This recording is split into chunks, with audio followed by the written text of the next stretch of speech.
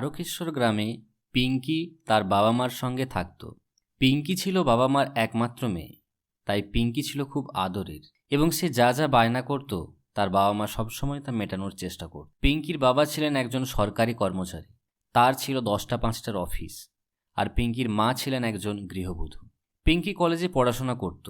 বাবা মার একমাত্র মেয়ে হওয়ায় পিঙ্কি খুব অহংকারীও ছিল এবং তার একটি বদ অভ্যাস ছিল অতিরিক্ত জল অপচয় করা। পিঙ্কি যখনই বাথরুমে যেত এবং অন্যান্য জলের কাজ করত তখন প্রচুর পরিমাণে জল অপচয় করত। একদিন পিঙ্কির মা পিঙ্কিকে বলল, এই পিঙ্কি, তাড়াতাড়ি যা, স্নান করে নে। বেলা কত হয়েছে দেখেছিস? আজ কলেজ নেই বলে কি তুই স্নানেও যাবি না?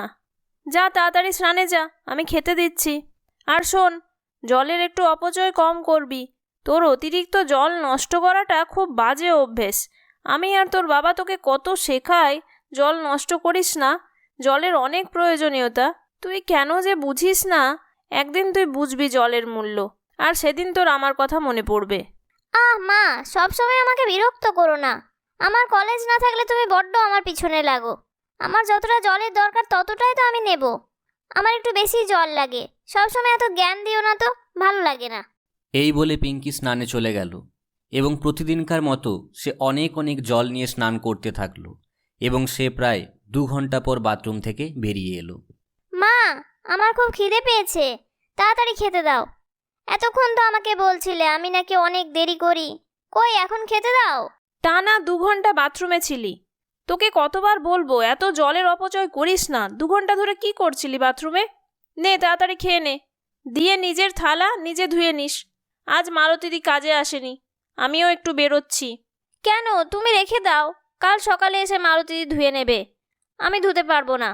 না, এবার বড় হয়েছিস, নিজের কাজ একটু নিজে করার চেষ্টা কর। কদিন বাদেই তোর বিয়ে হবে, তখন কি করবি?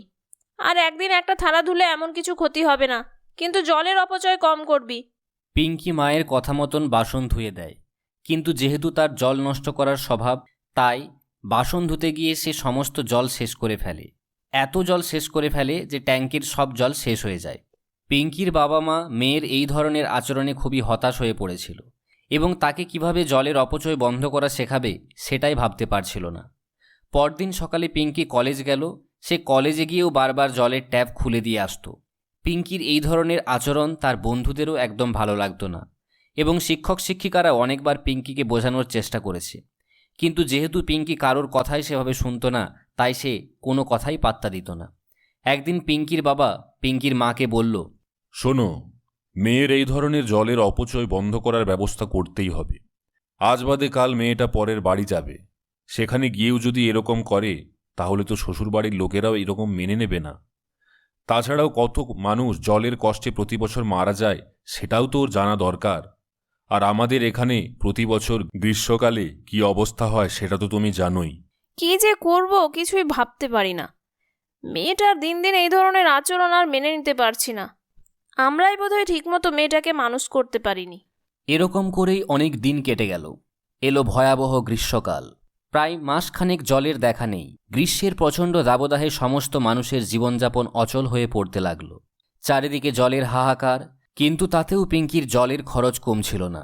বরং গরমকাল হওয়ার জন্য পিঙ্কি বেশি বেশি করে স্নান করতে শুরু করলো। পিঙ্কিদের বাড়িতে পিঙ্কি ছাড়া সেরকম কেউ আর জলের অপচয় করত না। একদিন বাইরের দৃশ্য দেখানোর জন্য পিঙ্কির মা পিঙ্কিকে তার সাথে যেতে বলল, কিন্তু পিঙ্কি বলল, না না, আমি বাইরে যেতে পারবো না, বড্ড গরম পড়েছে। এসি ছাড়া আমি একদম থাকতে পারি না। তাই তুমি আমাকে একদম বাইরে যাওয়ার কথা বলবে না। উফ, এই মেয়েকে নিয়ে যে কি করি আমি কিছুই ভেবে উঠতে পারি না। একদিন পিঙ্কির মা এবং বাবা দুজনেই বাইরে গিয়েছিল। পিঙ্কি বাড়িতে একাই ছিল। যেহেতু খুব গরম পড়েছিল, তাই পিঙ্কি এসি থেকে বের হতোই না। তাই অনেক ডাকাডাকির পরও পিঙ্কি রুম থেকে যখন বের হলো না, তখন তার বাবা মা তাকে বাইরে থেকে লক করে বেরিয়ে গিয়েছিল। পিঙ্কি টেরও পায়নি। যেহেতু পিঙ্কির জল নষ্ট করা বাতিক হয়ে গিয়েছিল, তাই পিঙ্কি যথেচ্ছভাবে জল নষ্ট করে স্নান করার পর ট্যাঙ্ক পুরো খালি করে দিয়েছিল আর জল না চালিয়েই এসির হাওয়া খেতে রুমে ঢুকে পড়েছিল। যেহেতু ট্যাঙ্কে জল ছিল না, তাই অ্যাকোয়াগার্ডেও জল ছিল না, সেটা দেখতে পিঙ্কি ভুলে গিয়েছিল। হঠাৎ পিঙ্কির খিদে পাওয়াতে পিঙ্কি রুম থেকে বেরিয়ে এলো এবং তাড়াতাড়ি করে খাবার খেতে লাগলো, কোনো রকম জল না নিয়েই। যেমনভাবে খাবার রেডি করা ছিল সেটা নিয়েই পিঙ্কি খেতে বসে পড়েছিল। তাড়াতাড়ি খাওয়ার ফলে হঠাৎ করেই পিঙ্কির গলায় খাবার আটকে যায়, কিন্তু পিঙ্কি কোনো রকম জল না নিয়ে খেতে বসায় তার কাছে কোনো জল ছিল না। পিঙ্কি কোনো রকমে চেয়ার থেকে উঠে জল খেতে গিয়ে দেখে গ্লাসে বোতলে কোথাও কোনো জল নেই। তাই পিঙ্কি নিজেকে সামলাতে বাথরুমে ছুটে যায়। সেখানেও ট্যাপ খুলে দেখে কোনো জল নেই। পিঙ্কি তখন জলের জন্য ছটপট করতে থাকে এবং খুবই অসুস্থ বোধ করায় পিঙ্কি একরকম মাটিতে পড়ে যায়। হঠাৎ করেই তার বাবা মা বাড়িতে চলে আসে এবং পিঙ্কির এরকম অবস্থা দেখে তার মা ব্যাগ থেকে বোতল বের করে পিঙ্কির চোখে মুখে জল ছিটিয়ে দেয় এবং পিঙ্কিকে একটু জল খাওয়ায়। পিঙ্কির বাবা ততক্ষণে অ্যাম্বুলেন্সকে খবর দিয়ে দিয়েছিল। অ্যাম্বুলেন্স এসে পড়ায় তড়িঘড়ি পিঙ্কিকে নিয়ে পিঙ্কির মা বাবা হসপিটালে ছুটে যায় এবং সেখানে পিঙ্কিকে ভর্তি করিয়ে দেওয়া হয়। ডক্টর দেখার পর পিঙ্কির শ্বাসনালীতে খাবার আটকে যাওয়া খাবারটি বের করে দেয় এবং পিঙ্কি সুস্থ হয়ে ওঠে। তারপর পিঙ্কি তার নিজের ভুল বুঝতে পারে এবং সে তার মাকে বলে, মা, আমার খুব ভুল হয়ে গেছে। আমি কোনোদিন জলের প্রয়োজনীয়তা বুঝতেই পারিনি, তাই আমি যথেচ্ছভাবে জলের অপচয় করে গেছি। তোমরা কতবার আমাকে বুঝিয়েছো, কিন্তু আমি কিছুই শুনিনি। আমাকে ক্ষমা করো, আমি আর কখনো এরকম কাজ করব না। পিঙ্কির এরকম কথা শুনে তার বাবা মা খুবই আনন্দিত হয় এবং মেয়েকে খুব আশীর্বাদ করে। তারপর থেকে পিঙ্কি আর জলের অপচয় করতো না এবং পিঙ্কি নিজে থেকেই সবাইকে জল অপচয় করতে বারণ করত। বন্ধুরা, আমি পিঙ্কি।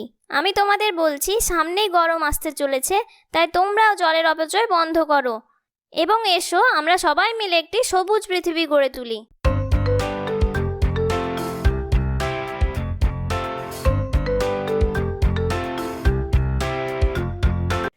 মা, আমি কলেজে বেরিয়ে গেলাম। আজকে ফিরতে হয়তো একটু দেরি হবে।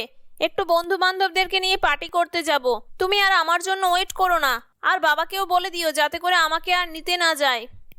সে কি রে, এই তো কদিন আগে তুই বন্ধু বান্ধবদেরকে নিয়ে পার্টি করতে গেলি। পরীক্ষার সময় এসে গেছে, এখনো বন্ধু বান্ধবদেরকে নিয়ে পার্টি করা তোর শেষ হলো না? আর তাছাড়া তোর বাবা কত কষ্ট করে সারা দিনরাত পরিশ্রম করে টাকা রোজগার করছে, আর সেই টাকা তুই এক নিমিষেই এভাবে উড়িয়ে দিচ্ছিস। ওহ মা, তোমার এই মিডিল ক্লাস মেন্টালিটি আমার একদম ভালো লাগে না। তুমি তোমার নিজের কাজ করো, এগুলো তুমি বুঝবে না। সারা জীবন তো হাউস ওয়াইফ হয়ে কাটিয়ে দিলে, তুমি কি করে বুঝবে এসবের মর্ম? তোমার সঙ্গে আর কথা বাড়াতে চাই না, আমি গেলাম। ওহ, মেয়েকে নিয়ে হয়েছে যত জ্বালা। আমি আর ওর বাবা এত সাধারণভাবে জীবনযাপন করি, তাও আমাদেরকে দেখেও কিছু শিখতে পারে না। কি যে বড় লোকই চাল ধরেছে কে জানে বাবা। এই পূজা, মিতালি, চল পার্টি করে আসি। আমাদের কলেজের পাশে একটা খুব ভালো রেস্টুরেন্ট খুলেছে, ওখানে নাকি খুব ভালো ভালো চাইনিজ খাবার পাওয়া যাচ্ছে। চল খেয়ে আসি। কাকলি তার বন্ধু বান্ধবদেরকে নিয়ে রেস্টুরেন্টে খেতে চলে যায় এবং সমস্ত বিল কাকলি পে করে। তারপর সে খুব মজা করে খাওয়া দাওয়া করে বাড়ি চলে আসে। এরকম ভাবে কাকলি খুবই খরচ খরচা করত এবং সব সময় বড়লোকি চাল দেখাতো। এরকম ভাবে কাকলি অত্যন্ত ধনী পরিবারের ছেলে বিকাশকে পটিয়ে ফেলে। এরকমই একদিন। মা, আমি বিকাশ নামের একটি ছেলেকে খুব ভালোবাসি। বিকাশ অত্যন্ত ধনী পরিবারের ছেলে, আমাদের সঙ্গে ওদের ঠিক মেলে না। আমরা অনেকটা গরিব ওদের কাছে, কিন্তু বিকাশের তাতে কিছু যায় আসে না। বিকাশ আমাকে খুব ভালোবাসে, তাই আমি আর বিকাশ বিয়ে করতে চাই। তোমাদের মতামত আমাকে জানিয়ে দিও। কাকলির বাবা মা সমস্ত খোঁজখবর নিয়ে জানতে পারে যে বিকাশ অত্যন্ত ভালো ছেলে এবং তাদের তাই আর আপত্তি করার কোনো জায়গায় থাকে না। কিছুদিন পর খুব ধুমধাম করে কাকলি এবং বিকাশের বিয়ে সম্পন্ন হয়। বিয়ের কিছুদিন পর, মিনতি, আজকে আমার জন্য ব্রেকফাস্টে স্যান্ডউইচ বানাবে, কর্ন স্যান্ডউইচ বানাবে উইথ চিজ। বেশি বেশি করে চিজ দেবে কিন্তু। আর শোনো, আমার হেলথ ড্রিঙ্কটা দিতে ভুলে যেও না কিন্তু, নইলে তো আমি উইক হয়ে পড়বো। তোমাদেরকে নিয়ে এই এক সমস্যা হয়েছে। আমি তোমাদেরকে কতদিন আগে দিয়ে দিয়েছি একটা উইকলি ডায়েট চার্ট, সেটা তোমরা ফলোও করো না। যত সব আনকালচার পাবলিকদেরকে রেখে দিয়েছে আমার শ্বশুরবাড়ির লোকজন। এই সমস্ত কাজের লোককে আমি একদম সব চেঞ্জ করে দেবো। কি হলো কাকলি, এত রেগে গেছো কেন? আর তুমি শুধু শুধু কাজের লোকেদের উপর রাগ করছো কেন? আমার ছোটবেলা থেকে ওরা এই বাড়িতে কাজ করে, কিন্তু ওরা তো কোনোদিন কাজে ফাঁকি দেয় না। সবসময় মানুষজনকে এরকম অপমান করো না, এটা ভালো দেখায় না। যাক গে, আমি অফিসে বেরোলাম। তোমার যদি কোথাও যাওয়ার থাকে, বাড়িতে গাড়ি আছে, ড্রাইভারকে বলে দিও, চলে যাবে। বিকাশ, তুমি এত বড়লোক পরিবারের ছেলে হলেও কি করে যে এরকম মিডল ক্লাস মেন্টালিটি রাখো আমি একদম বুঝতে পারি না। কাজের লোকেদের লাই দিয়ে মাথায় তোলা একদমই ভালো লাগে না। ওদেরকে একটা লিমিটের মধ্যে রাখতে হয়। কিন্তু তোমাদের বাড়িতে দেখেছি কাজের লোকেদের প্রতিও তোমরা একদম বাড়ির লোকের মতো ব্যবহার করো। কেন যে কে জানে, আমার শাশুড়ি মা পর্যন্ত এরকমই করেন। এই বলে কাকলি রাগে রুম থেকে বেরিয়ে গেল। কাকলি শ্বশুর বাড়িতে এসে অত্যন্ত ল্যাভিশ লাইফস্টাইল লিড করত। প্রতিদিন পার্টি করত, রেস্টুরেন্টে খাবার খেতে যেত, জিমে যেত, এছাড়াও বাড়িতে বিউটিশিয়ান ডেকে নিয়ে এসে ট্রিটমেন্ট করাতো। এরকমই একদিন কাকলির মা কাকলিকে ফোন করে। কিরে কাকলি, বিয়ের প্রায় 3-4 মাস হয়ে গেল, একদিনও তো আমাদের সঙ্গে দেখা করতে এলি না। সেই কবে একবার অষ্টমঙ্গলাতে এসেছিলি, তারপর থেকে তো আর আসিসই না। আমাদেরও তো ইচ্ছে করে নতুন জামাইকে নিয়ে আসতে। ওফ মা, বোকা বোকা কথা বলো না। তোমাদের ওখানে গিয়ে আমার একদমই ভালো লাগে না, আর আমি এখন একদমই থাকতে পারবো না। আর তাছাড়া তোমার জামাই কত বড়লোক পরিবারের ছেলে জানো, তোমাদের ওখানে গিয়েও অ্যাডজাস্ট করতে পারবে না। আর তাছাড়া তোমাদের এসি পর্যন্ত নেই। বাইরে কি গরম পড়েছে দেখেছো তো? সেই একখানা পুরোনো দিনের কুলার তোমাদের কাছে রেখে দিয়েছো। বাবাকে বলো এসি লাগাতে, তাহলে তোমাদের জামাই যেতে পারবে। এরকম ভাবেই কাকলি তার মায়ের সঙ্গে অত্যন্ত খারাপ ব্যবহার করে এবং ফোন রেখে দেয়। বাপের বাড়িতে এসি নেই বলে সে একদমই বাপের বাড়ি যেতে চাইতো না। আর তাছাড়া বাড়ির গাড়ি ছাড়া সে এক পাও কোথাও বের হতো না। এরকম ভাবেই ধীরে ধীরে কাকলির মধ্যে পরিবর্তন লক্ষ্য করা যায়। এরকম ভাবেই দেখতে দেখতে এই বছরের জামাই ষষ্ঠী চলে আসে। একদিন কাকলির মা এবং কাকলির বাবা বাড়িতে জামাই ষষ্ঠীর নেমন্তন্ন করতে আম, কলা, লিচু এবং বিভিন্ন রকমের মিষ্টি নিয়ে বাড়িতে আসে। ও তোমরা এসেছো, বসো। মিনতিদি, বাবা মার জন্য স্ন্যাক্সের বন্দোবস্ত করো। আর শোনো, আমার লেট হয়ে যাচ্ছে, আমি একটু শপিংয়ের জন্য যাচ্ছি। মা, তোমরা স্ন্যাক্স খাও, একটু বসো, আমি তার মধ্যেই চলে আসবো। আর তোমরা এগুলো কেন নিয়ে এসেছো? আমাদের বাড়িতে এরকম আম, জাম, কাঁঠাল কেউ খায় না। এখানে আমরা সব দামি দামি ফল খাই, বিভিন্ন রকমের বেরিজ খাই, কিউবি খাই, অ্যাভোক্যাডো খাই। আর তাছাড়া মিষ্টি কেন নিয়ে এসেছো? এত সুগার আমরা কেউ ইনটেক করি না। মিনতিদি, এগুলো বরং তোমার সঙ্গে তোমাদের বাড়িতে নিয়ে চলে যাও, আমি বের হচ্ছি। কাকলির বাবা মা কাকলির মধ্যে এরকম পরিবর্তন দেখে একেবারে অবাক হয়ে যায় এবং তাদের খুবই খারাপ লাগে। তাই তারা এক মুহূর্তও না বসে জামাই ষষ্ঠীর নেমন্তন্ন করে দিয়ে চলেই যেতে যাচ্ছিল। এমন সময় বিকাশের মা এলো। এ কি বেয়ান, আপনারা কখন এসেছিলেন? আমি তো জানতেই পারিনি আপনারা এসেছেন। আসলে আমি একটা মিটিংয়ে ব্যস্ত ছিলাম, আমাকে তো কেউ খবরও দেয়নি। আর আপনারা চলে যাচ্ছেন কেন? আপনারা প্লিজ বসুন, লাঞ্চ করে যাবেন। কতদিন আপনাদেরকে দেখি না, আমি ভাবছিলাম একদিন আপনাদের বাড়িতে যাব। এই সমস্ত ঘটনা সবই বিকাশের কানে পৌঁছালো এবং বিকাশ কাকলিকে বলল, আমি সমস্ত ঘটনাই শুনেছি। তুমি বাবা মার সঙ্গে কি রকম ব্যবহার করেছো এটা? তুমি তো অহংকারে পাগল হয়ে গেছো। নিজের বাবা মার সঙ্গে কেউ এরকম ব্যবহার করে? যা সত্যি তাই তো বলেছি। তোমার তো দেখছি শ্বশুর শাশুড়ির ওপর দরদ একদম উতলে উঠছে। তোমাদের এই মিডল ক্লাস মেন্টালিটি আমার একদম ভালো লাগে না। কাকলি এবং বিকাশ কথাই বলছিল, হঠাৎ করে বিকাশের মা সেখানে উপস্থিত হয় এবং কাকলিকে বলে, বৌমা, আমার ছেলেকে আমি ঠিকই শিক্ষা দিয়ে মানুষ করেছি। একদম মিডল ক্লাস মেন্টালিটি থাকাই ভালো। ভগবানের ইচ্ছেই আমাদের কোনোদিন অভাব ছিল না, আর এখনও নেই। কিন্তু আমি আমার ছেলেকে সঠিক শিক্ষাটা দিয়ে মানুষ করেছি। মানুষের সঙ্গে যদি কীরকমভাবে ব্যবহার করতে হয় সেটাই যদি না শেখে, তাহলে সে কীরকমের মানুষ? তার তো জন্মটাই বৃথা। আর তারপর নিজের বাবা মার সঙ্গে এরকমের আচরণ, সত্যিই তোমাকে আজকে আমার বৌমা বলতে লজ্জা লাগছে। আমি কিন্তু জামাই ষষ্ঠী করতে ওনাদের বাড়িতে যাব। তোমার যদি যাওয়ার হয় তুমি যাবে, না হলে যাবে না। আর আমার এসি ছাড়া থাকতে একটুও কষ্ট হবে না। তাই তুমি তোমার অহংকার আর জেদ নিয়েই থাকো, আমি ওনাদের বাড়িতে যাব। কিছুদিন পর জামাই ষষ্ঠী এলে বিকাশ জামাই ষষ্ঠীর দিন সকালবেলা সেজে গুজে বিভিন্ন ধরনের ফল এবং মিষ্টি নিয়ে সবার জন্য উপহার নিয়ে শ্বশুরবাড়ি পৌঁছায়। বিকাশকে দেখে কাকলির বাবা মা অত্যন্ত খুশি হয়। এসেছো বাবা তুমি, আমার কি সৌভাগ্য, আমার জামাই এসেছে আমাদের বাড়িতে। এই গরিবের বাড়িতে যে তুমি এসেছো সেটা দেখেই আমি খুব খুশি হয়েছি। আমরা আমাদের মতন একটু আয়োজন করেছি, তুমি যদি খাও আমাদের খুব ভালো লাগবে। এরকম করে আপনি বলছেন কেন? আমি অবশ্যই খাবো, কেন খাবো না? আর সেদিন কাকলি যা ব্যবহার করেছে আপনাদের সাথে, তাতে আমি অত্যন্ত লজ্জিত। আমি কাকলির হয়ে আপনাদের কাছে ক্ষমা চাইছি। এরকম ভাবেই তারা কথা বলতে থাকে। হঠাৎ করে কাকলি এবং কাকলির শাশুড়ি সেখানে এসে উপস্থিত হয়। বেয়ান, আজকে কিন্তু আমিও এসেছি। যদিও আজকে জামাই ষষ্ঠী, আমার এখানে কোনো দরকার নেই, তাও আমি আপনার মেয়েকে পৌঁছানোর জন্য এখানে এসেছি। আমি ওকে সমস্ত কিছু বুঝিয়ে দিয়েছি, তাই ও অত্যন্ত লজ্জা পেয়ে আপনাদের কাছে আসতে চাইছিল না। আমি ওকে নিয়ে এলাম। কাকলি, তোমার যা বলার আছে তোমার বাবা মাকে বলে দাও।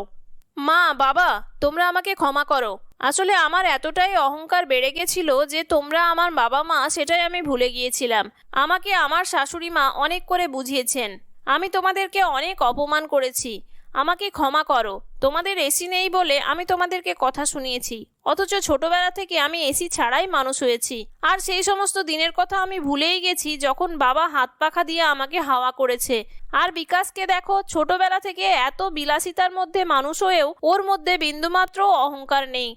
তাই তোমরা আমাকে ক্ষমা করো। আর মা, তুমি ঠিক কথাই বলতে, আমি সত্যিই বড়লোকি চাল দেখানো শুরু করেছিলাম। এইভাবেই কাকলি নিজের ভুল বুঝতে পারে এবং তার বাবা মার কাছে ক্ষমা চেয়ে নেয়। তার বাবা মাও তাকে ক্ষমা করে দেয়। তারপর তারা সবাই মিলে অত্যন্ত আনন্দের সঙ্গে জামাই ষষ্ঠী পালন করে। এরকমভাবেই তারা সুখে শান্তিতে দিন কাটাতে থাকে। বন্ধুরা, আমাদের গল্পটি তোমাদের কেমন লাগলো কমেন্ট করে অবশ্যই জানিও। যদি ভালো লাগে তাহলে একটি লাইক করো। আর চ্যানেলটির ভিডিওগুলি ভালো লাগলে চ্যানেলটিকে সাবস্ক্রাইব করে পাশে থাকার অনুরোধ রইল। ধন্যবাদ।